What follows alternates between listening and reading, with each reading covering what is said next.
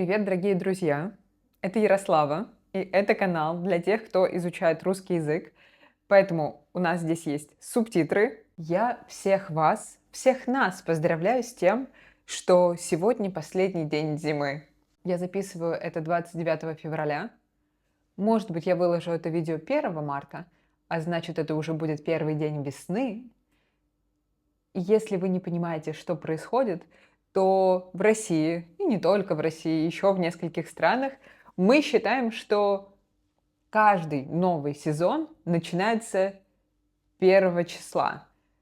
1 марта начинается весна, 1 июня начинается лето, 1 сентября это осень и 1 декабря зима. Мы не ориентируемся на циклы природы.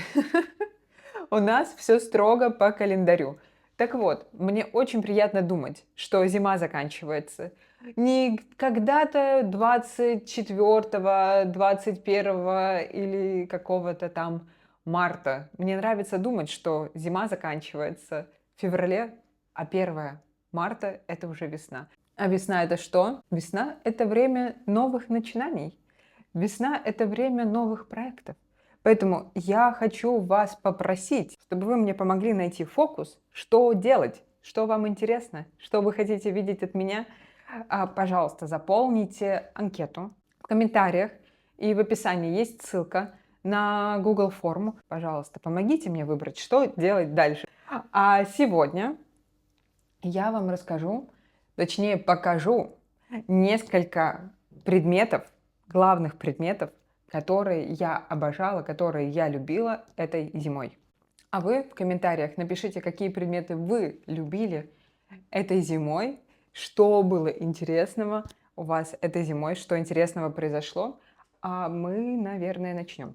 Так, ну, во-первых, если вы смотрели видео, мое прошлое видео, где мы просто разговаривали друг с другом, то вы видели эту книгу. Это Анна Каренина Льва Толстого. И когда в январе я дочитала Гарри Поттера, всего Гарри Поттера, сразу скажу, что мне очень понравилось. Я не ожидала, что будет так увлекательно. В детстве, когда я читала Гарри Поттера, я остановилась на 5-й книге. Да, я не дочитала 5-ю книгу, но с таким удовольствием я ее дочитала сейчас, и 5-ю, 6-ю, 7-ю, в общем.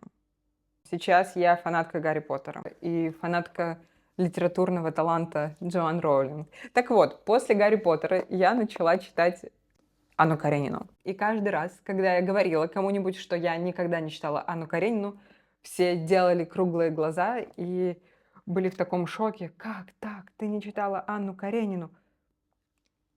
Возможно, я ждала до 30 лет.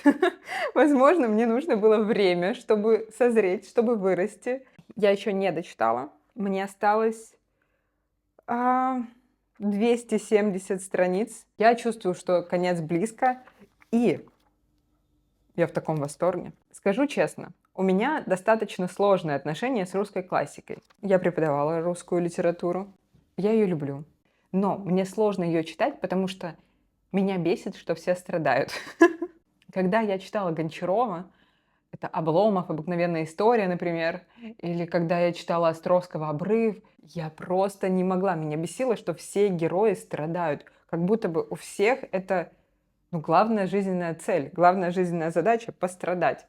Здесь Ваня Карениной тоже страдают, но здесь я хотя бы понимаю, почему они страдают. И как бы я ни относилась к самому Льву Толстому, он был, скажем так, специфический персонаж, не очень простой человек.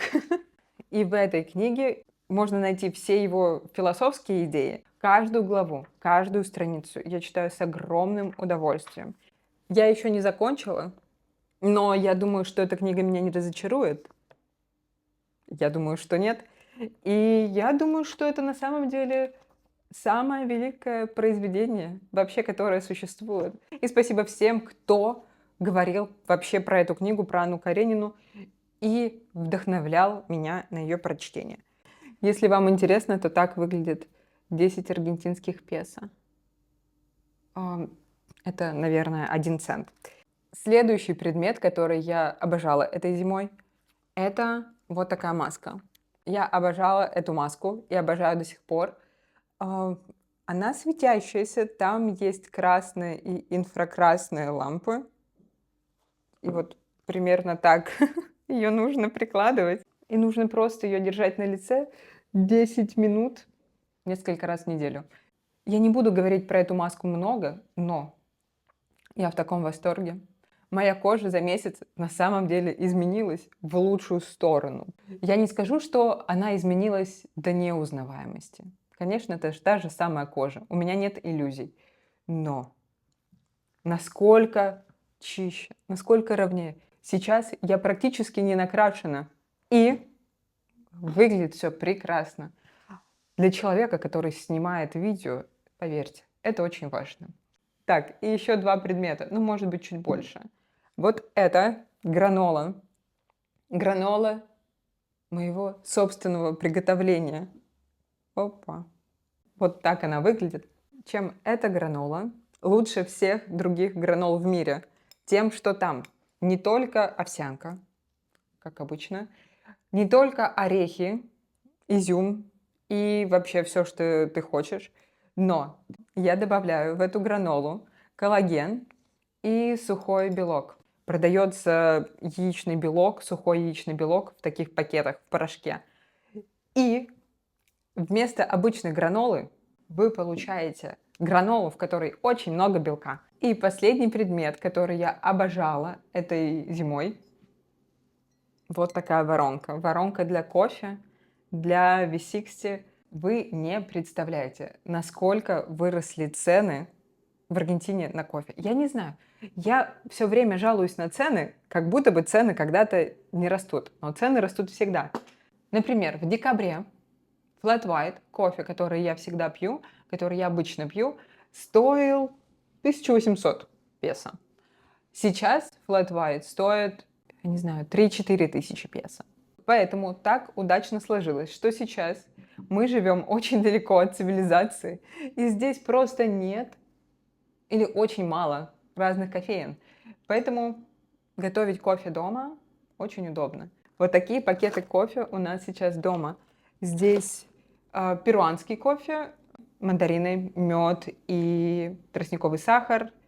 Здесь желтые фрукты, тростниковый сахар и редонда. Без понятия. Если честно, я не знаю, что это такое. И последний из Кении. Так, цитрусы, потом какие-то ягоды и грасселес. Смородина.